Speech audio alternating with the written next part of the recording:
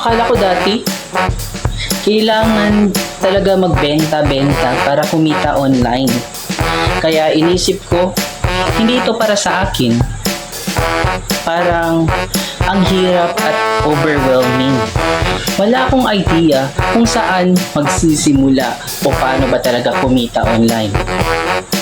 Hanggang may nakita akong sistema na beginner-friendly, step-by-step at pwedeng gawin kahit nasa bahay ka lang.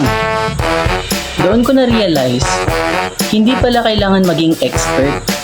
Kailangan lang ng tamang guide at consistency. Unti-unti nagbago yung mindset ko. Alam niyo ba yun? Mula sa di ko kaya, ngayon naging pwede pala. Yes, pwede pala. Kayo din.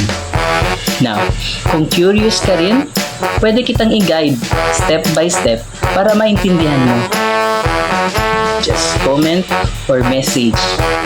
Message me. Okay? See you!